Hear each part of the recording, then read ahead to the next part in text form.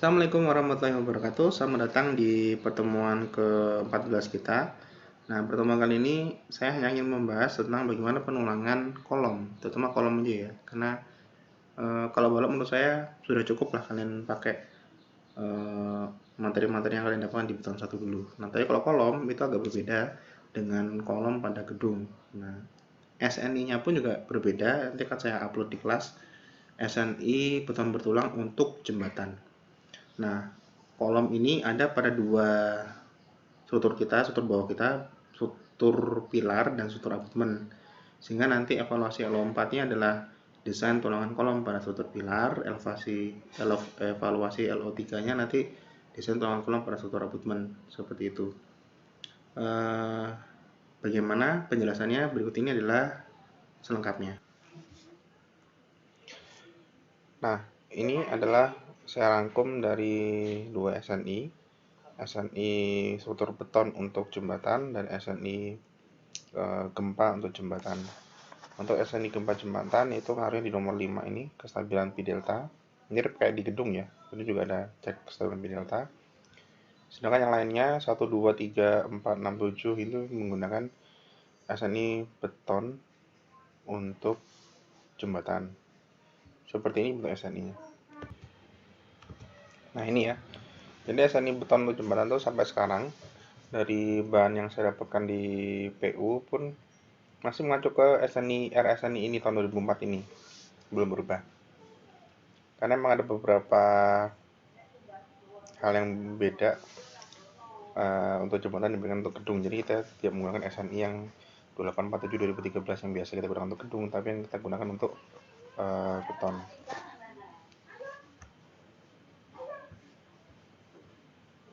Ini di dalam itu banyak referensi untuk beton struktur prategang, terutama untuk rangka dan sus beton. Itu ada di sini cara perhitungannya gimana, detail. Kemudian untuk struktur kolom berbentuk dinding juga ada di sini. Ini ya, untuk aksesnya kolom, tapi di sini juga ada perencanaan struktur tekan, perencanaan ini ya, kolom goyang tak bergoyang, kemudian perencanaan dinding. Nah, dinding pun dibagi menjadi dinding yang di bawahnya vertikal, dinding yang horizontal sebidang tapi, atau dinding yang horizontalnya tegak lurus dinding. Kenapa disebut dinding? Karena dimensi kolomnya itu lebar terhadap tebalnya sangat jauh. Jadi bisa 3 kali lipat lebarnya dibanding tebalnya. Jadi termasuk kategori dinding atau wall. Nah, di dalam sini sebenarnya ada juga peraturan tentang beban yang belum saya baca selesai itu tuh yang ini sebentar. Nah, nomor 10 beban fatigue gitu. Dari semua kombinasi pemberian DSNI beban itu yang kurang cuma tinggal combo beban fatigue. Ini belum pernah kita bahas gitu, karena saya waktu itu juga belum paham beban fatigue ini caranya ngitung, caranya menganalisis kekuatan fatigue-nya bagaimana. Mungkin dalam sini ada gitu.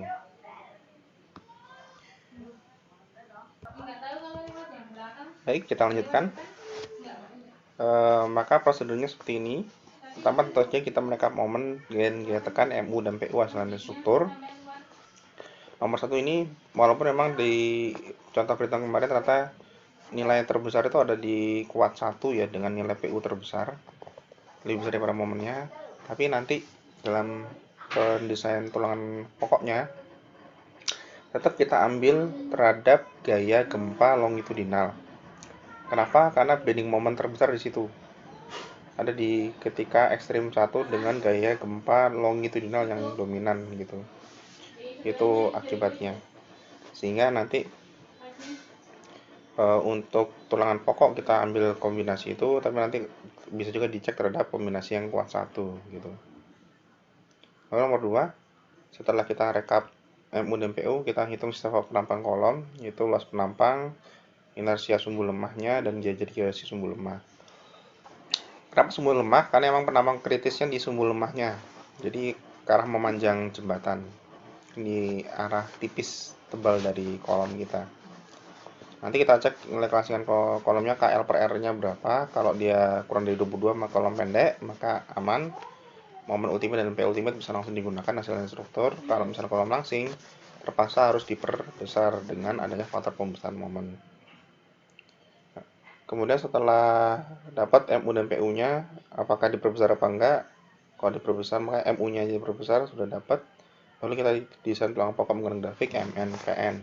Ini sama seperti tahun 2. Setelah itu, setelah dapat grafik MN, PN, nanti dapat kapasitas lentur dari kolom kita, maka diceklah kestabilan pi deltanya. Kestabilan pi delta ini nanti menentukan apakah tulangannya perlu ditambah apa tidak, gitu ya.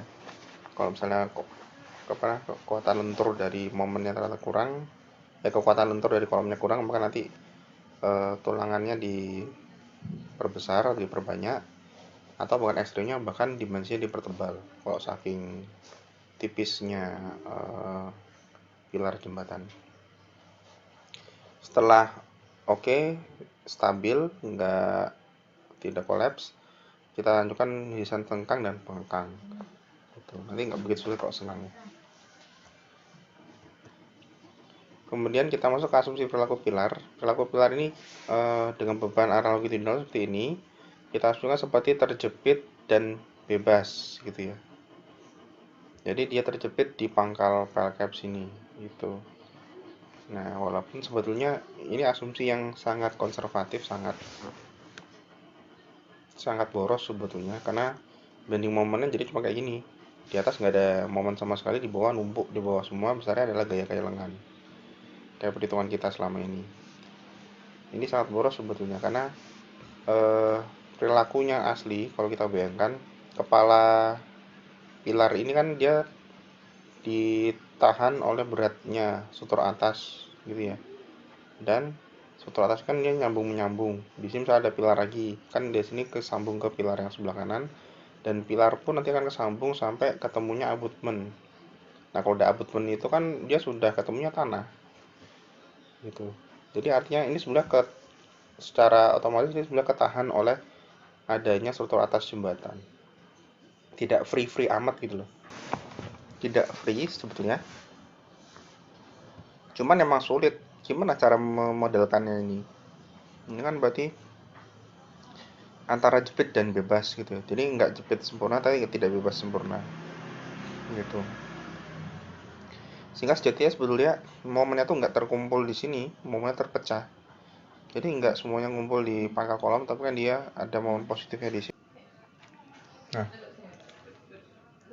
seperti itu ya. Jadi sekarang jadi baru paham kenapa kok kalau konsultan perencana jembatan yang besar itu, bahkan kalau memodelkan jembatan itu full abutment, gelagar, pilar, abutment gitu, tidak terpotong-potong seperti kita ini.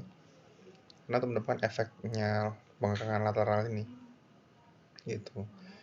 Tentu di sini juga dimodelkan juga enggak ada springnya, ada link dan sebagainya. Jadi advance lah. Pemodel jembatan itu sebenarnya tidak sederhana gitu ya. Belum lagi di sini juga sebetulnya masih diperdebatkan apakah di sini bisa jepit sempurna apa enggak. Di file cap-nya apakah benar-benar bisa menjepit si kolom secara sempurna apa tidak gitu. Maka kadang-kadang di sini juga dikasih spring. Jadi reaksi tanah di sini. Reaksi tanah di sini tuh antara jepit dan sendi.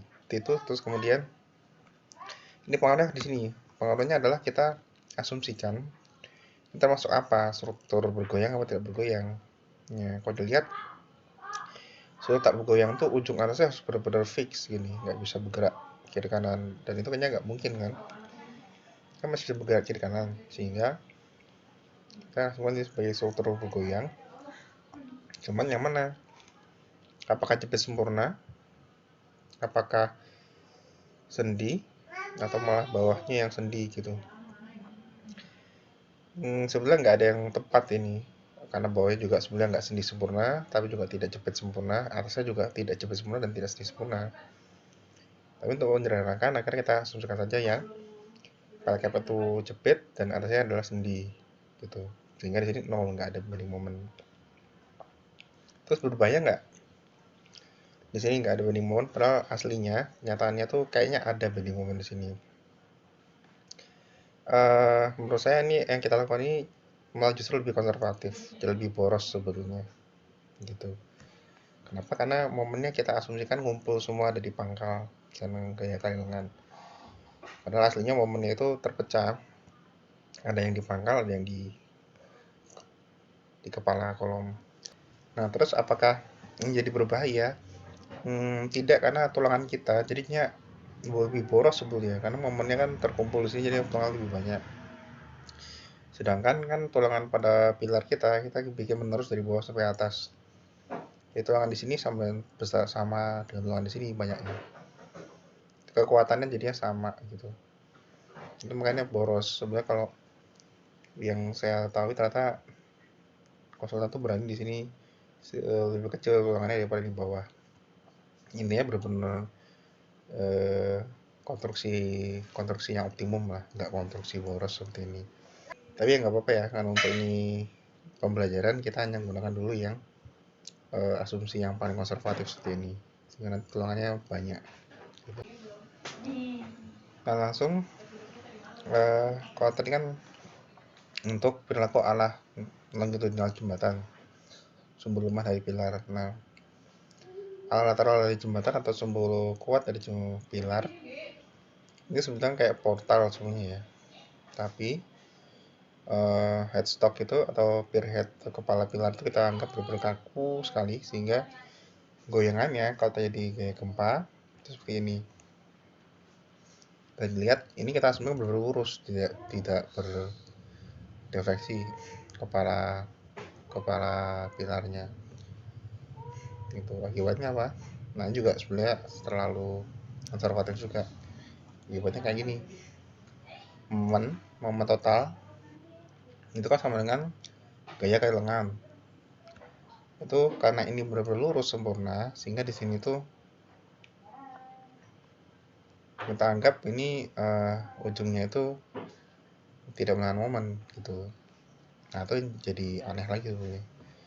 Sehingga momennya hanya ada momen di pangkal kolom di sini. Misalnya adalah karena ini begini perilakunya, tidak ada momen di ujung sini, maka ini setengah memikul sangat besar dari momen total ini gitu. Kalau mau lebih real itu harusnya jadi modelkan di sub ya. Jadi satu buah portal gini aja. Cuman yang agak sulit itu memodelkan penampang dari pier head itu, kan penampang bentuknya kan seperti ini penampangnya. Nah, mau diakali paling dibikin ekivalen dengan persegi, dengan cara luasannya dianggap sama dengan luas persegi gitu, bisa gitu. Kalau misalnya kesulitan bikin penampang kayak ini kalau di sub gitu ya, seperti itu. Sehingga lagi-lagi kalau ini kita menggunakan sebagai portal di sub, sebenarnya M2 ini nggak 0, M2 itu ada dan lumayan besarnya itu. Jadi benar-benar mengurangi momen signifikan di pangkal kolom. Nah, itu jadi gambaran betapa konservatifnya perhitungan yang kita lakukan, yaitu dengan menganggap hanya ada momen cantilever di pangkal kolom sebesar gaya lengan itu.